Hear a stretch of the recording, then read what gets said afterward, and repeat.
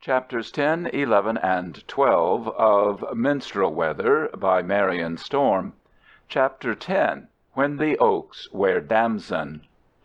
The wild ducks are streaming south upon their journey of uncounted days. Resting a little after sunset upon the cedar-bordered pond, they are startled into flight again by some hound hunting in the night, and with beating wing and eerie cry go on.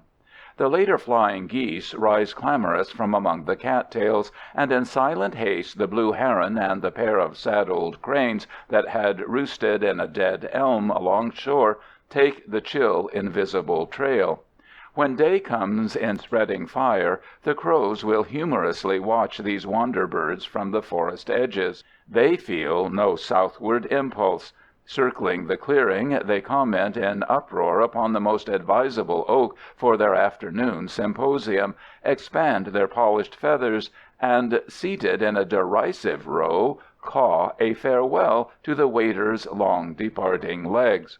Now the mountaineer's girl, remembering old-world peasant tales that never have been told her, hurries indoors at nightfall from the hallooing spectre of the wild huntsman in the clouds, who is but the anxious leader of the flying wedge.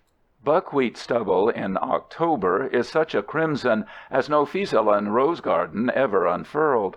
Gray hill slopes of the north are festal with its color, insistent even through rains, glowing from rose madder to maroon. Lower stretches out the pale yellow of oat stubble, which breaks into flashing splinters under the noon sun. The wheat fields show ochre and darker. Burnt sienna at the roots lie the reaped fields of barley. Small, rash flowers, fancying that the ground between the grain stalks has been cultivated especially for them, now that they see the sun freely again, put on the petals of spring amid this fair desolation. Strawberry blossoms, visibly fey, appear. Long-stemmed and scanty-flowered fall dandelions, an ill-timed display of April's buttercups. The blackberry vines go richly dyed, superb red velvet settings for the jewels of frost. Down in the valley, through the wood smoke haze, move the slow apple wagons through the lanes. This is apple land. Northern Spy and Lemon Pippin are ripe to cracking. Baldwins will be mellow by Twelfth Night, the russet at Easter. Gorgeous and ephemeral hangs the maiden's blush. The strawberry apples are like embers on the little trees, rubies of the orchard. Lady sweets and dominies are respectfully being urged into the cellar, and for those who will pay to learn the falseness of this world's shows, the freight cars are receiving Ben Davises. Sheep noses, left often on the boughs, will hold cold nectar after the black frosts have killed the last marigold. They lie, dull red, by the orchard fence in the early snow, their blunt expression revealing no secrets. You have to know about them. Nothing is more inscrutable than a sheep nose. Fast above the indigo crests stir the light clouds, harried by the west wind, whereon the hawk floats across the valley. In the afternoon, October's lover takes the hill path, mica-gemmed, that leads between birches of the translucent yellow leaf and maples still green, but wearing scarlet woodbine like a gypsy's sash. For here the sunset lingers, till the stars, though from the valley's goblet evening has sipped the waning sunlight like a clear amber wine. But take at morning the path through brown low grounds, or close along the wood where frost sleeps late, for here that flower of desire, the French gentian, grows. Its blue is less mysterious and deep than the closed gentians, and yet how many name it the cup of autumn delight. In the woods, where leafless boughs give them blue sky at last, are revealed in quaint perfection the ferneries of the moss. Palm trees towering higher than a snail's house, gallant green plumes with cornelians at the tip, vast tropical forests spreading for long inches, gray trailing rivers and orange cliffs of lichen, leagues of delicate jungle lost under a fallen leaf. A beetle clad in shining mail presses through the wilderness. A cobalt dragonfly sits on a shaken palm. Pursuing a rollicking hickory nut, the chipmunk brings a hurricane. But these are elastic trees. That same mischief-maker, incurably curious, chases every stranger, shooting along the stone wall and pausing to peer out from the crevices with unregenerate eyes. The handsome but vain woodpecker pounds at the grub-dowered tree he has chosen to persecute. Enormously ingenuous, the wayside cow lumbers reproachfully out of the path, knocking the grains of excellent make-believe coffee from the withered dock. The drumming of a partridge in his solitary transport sounds where reddened dogwood glorifies a clump of firs. Sometimes the kittle pheasant, hardly at home in our woods, ducks her head and vanishes in the briars. Now the harvest moon, yellower than the hunter's moon of ending autumn, or the strawberry moon that looks upon June's roses, rises for husking time. It is the last harvest. When the corn is in, winter comes. Piled, tumbling ears, their grain set in many a curious pattern, go by to the sorting floor and crib, with pumpkins, the satraps of New England, perched in rickety fashion on the gleaming load. The mountain ash hangs flamboyant clusters along the road from the field. Obedient to the frost, the acorns are dropping, and the first chestnuts lie, polished mahogany, in the whitened grass at sunrise. The shagbark has scattered its largesse, the butternut its dainties in their staining coats. Against the slopes the tinted fern patches show bronze, russet, and pansy brown. Speaking October and our own purple East, the tall asters, darkening from lavender to the ultimate shadowy violet, join the goldenrod. Sumacs are thronging with their proudly blazoned crests. The haw is hung with Chinese scarlet lanterns. Sweetbrier, stem and leaf, is scented of menthol and spices of the Orient. The oaks stand regal in umber and damson. Who that has known October could ever forget? How quiet the nights are after frost. Chapter 11. November Traits. By the time November comes, the year is used to the caprices of the sun and no longer frantically brings out flowers for his gaze or hides them in hurt surprise from his indifference. Now the year is resigned, untroubled of hope, far from impatient April with her craving and effort. Experienced month, November waits ready to face the snows. She wraps up the buds too warmly for sleet to pierce their overcoats, comforts the roots in the woods with mats of wrecked leaves, spreads a little jewelry of frost as a warning before the black frosts come, and for all else lives in the moment. November has been through this before, but sometimes in a reverie she delights the blue jays and persistent wild asters by a day of Indian summer. There has been a great deal of ill feeling about Indian summer, and the kinder way is not to persecute those who have since youth believed and will maintain forever that it comes in October. Victims of this perverted fancy, they will go through life calling the first hot spell after Labor Day Indian summer. Every fall one explains to them that this brief season of perfection may come as late as Thanksgiving, but the very next year they will be heard to murmur under frostless skies, "Well, we are having our Indian summer." Let them go their indoors way, or follow the deserting robins down to Paraguay. Indian summer could just as well come when the oaks have turned forlorn, if it wanted to. In truth, it comes and goes, by no means exhausted in a solitary burst of flaring sumacs, fringed gentians, lighted by frost along the rims, damson-colored alder leaves, and old yellowing pumpkins, perilously exposed among forgotten furrows, now that the corn is being drawn in. It goes and comes again, which is its charm, the one time of year that cannot be calendared.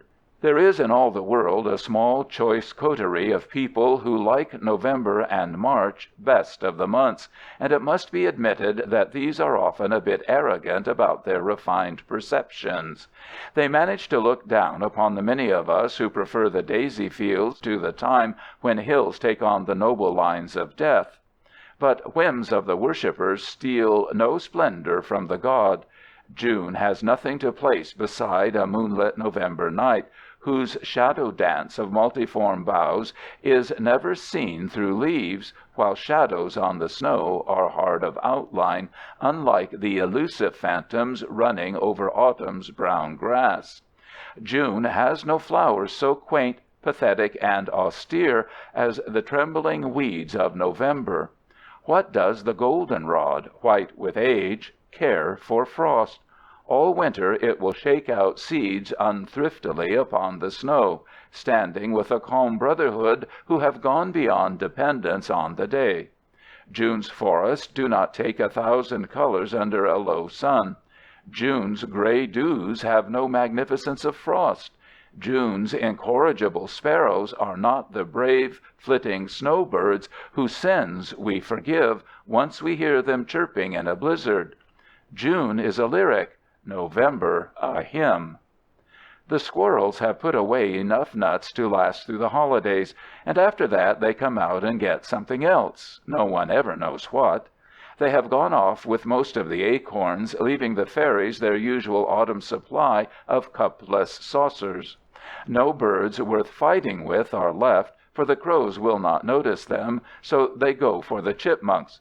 Sometimes at the wood's edge a bird that came only with the blossom, and that should long since have gone, sits lost, half grotesque, on a stark twig, spent and beautiful singer, belated by perversity or by untimely faintness of wing.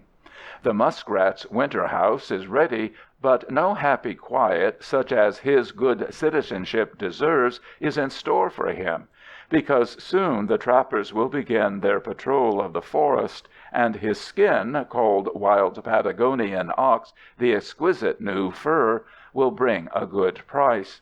Emotional wild geese still pass overhead in the dawns and sunsets. The crows can scarcely conceal their amusement. What nonsense, to be always coming or going! The crow does not remain in the pale north simply out of devotion to us. He is above mortal vicissitudes. Behind his demoniac eye dwells a critique of humanity which he would not be bothered to utter if he could. The soul of the satirist once abode in a crow. Forsaken nests and rattling reeds along the stream, pools in the hollows, edged with thin ice, ragged leaves clutched at by the winds, desperate buds of hepatica and cowslip where a sloping bank catches warmth at noon, fences stripped of vines and ghostly with dead clematis, a few frozen apples swinging on the top boughs, trampled fields and pelting rain, and with it all a grandeur more serene than melancholy. November's lovers are not perverse, declaring this. They see half-indicated colors and hear low sounds. They love the mellow light better than the blaze of rich July, and they are loyal to November because she speaks in quiet tones, not heard through the eagerness or snow silence of other months. It is the sentimentalist who sees only gloom and the weariness of departure now. November is ruddier than many a day of spring, and the sharper air forbids languor. Indian summer, her gift and our most fleeting season, is like the autumn ecstasy of the partridge, passionate and irresistible, but not ending in despondency, because he knows it will return, and it is like joy in that it cannot be foreseen nor detained. The Bacchanal may have dreaded November, not the Dryad. Chapter 12. The Christmas Woods. The southern woods hang their Christmas trimmings high. Laurel and rhododendron, mistletoe and holly reach up against the walls of tinted bark. Our northern forests trail greens along the floor, and roped ground pine, prickling through the prone leaves or a gentle snow, appears as a procession of tiny palm trees come north for the holiday, surprised and lost, but determined to keep together. Under the haw bushes and over spruce roots, wherever shade was thick last summer, partridge vines twine red-berried wreaths, and the little plants of winter-green flavor and of that wandering name hold their rubies low on the mountain-side. After the enduring snows have come, these glimmering fruits will be requisitioned, dug out by the furry owners of such plantations on days when even covered roots seem barren of sap, and nuts should really be saved a while longer. Clumps of sword fern, beaten down by November rains, are round green mats. Other ferns long ago were brown. But seldom, save in its sunsets and woodlands, has December color. Ponds, fanged with ice, lie sullen or stir resentfully into whitecaps. The sky is stony and often vanishes in brooding fog. Uncloaked, but courageous in their gray armor, the trees wait tensely for the intolerable onslaught of the cold, the blizzard with knives of sleet. Over the marshes, at the hour of dusk, when the bronze and topaz are quenched, passes the breath of foreboding. December acknowledges an unpitying fate. Anything may happen. It is not the fireside month, softly white outdoors and candle-lit within. Time of miracles, it stands expectant, and the thronging stars of the Christmas midnight wear a restless look. Rutted paths answer harshly to the step. Delayed snow is a menace in the air, but lands beyond the cities would be grateful should it hasten, bringing safety to the soil and winter peace. Yet snow is a betrayer, a sheet of paper upon which the feet of rabbit, mink, and fox write a guide to their dwellings and to the whole plan of their days. Snow for Christmas there must be, on the lighted trees indoors, on our far-scattered similar cards. But, save as a convenience to the reindeer and a compliment to their driver, who cannot create his stocking stock unless he is snowbound, and who must feel sadly languid as he tears through Florida heavens, city people would quite willingly manage with alum. Early in school life, however, comes the dangerous knowledge that nothing is so easy to draw as Christmas Eve. A white hillside, a path of one unchanging curve, a steeple or a chimney with smoke, a fir tree or a star. Thus snow eases art for the credulous who think it white. Glittering under starlight, shadowed with purple, lemon, or deep blue, as sunset turns to evening, taking on daffodil hues at noon, snow is harder to paint. Fretted with windy tracery, and drawn out into streaming lines where the gale races along by a fence, snow is not, on Christmas greetings, permitted to be seen. The first snowstorm of the year should be sent from Labrador on Christmas Eve, and sprinkled impartially and ornamentally over all the land. Then, the Yule atmosphere once provided, the destination should be confined to the rural clientele until the next December, for on streets the hoarfrost is indeed like ashes. But why, in somber justice, should the far South pretend to holiday snow at all? Why not Christmas cards pranked with live oaks, alligators, lagoons, and other beauties of an Everglade scene, an inspiring escape from tradition and sentiment? For the antlered steeds must prance above hibiscus flowers as well as round the pole. Yet it must seem dull to hang stockings by a fireplace that needs fire merely as a decoration, and never to have loved a sleigh. Abandoned, but still no downcast company, slanting corn shocks, not honored with winter shelter, stand patient sentinels in the field. Abandoned they may seem, yet could you suddenly tip one over, there would be a startled scurrying, for these are the choice snow-time residences of field mice, cottontails, weasels, and meadow moles, not, of course, together in harmony, but in their separate establishments. Let the blizzard come. It only makes warmer a house of cornstalks properly built, which bears none the less some of the dangers of a gingerbread home. Passing cows may feel tempted. Vermilion heraldry of the wild rose is waved undimmed. Witch hazel, with her yellow blossoms, last flowers of the year, gazes upon the vanquished shrubs about her with a smile. Why, she will not even sow her seed until February. There is plenty of time for hardy petals. Massed against the stern horizon, the forest stands an unresponsive gray. Entered, the twigs are seen sleek brown, dark red, and a fawn soft as the tan orchid. In towns, December shows the iron mood, but in the open places, where pools of light and shadow lie, it is a water-color month, made fine with no gorgeous velvets of autumn, but hung with blending veils of dawn mist and of new snow, so that the subdued day rises in flushed, drifting vapor like April's awakening, and when the sun comes, pale, we wonder that there is no summons in his light. End of chapters 10, 11.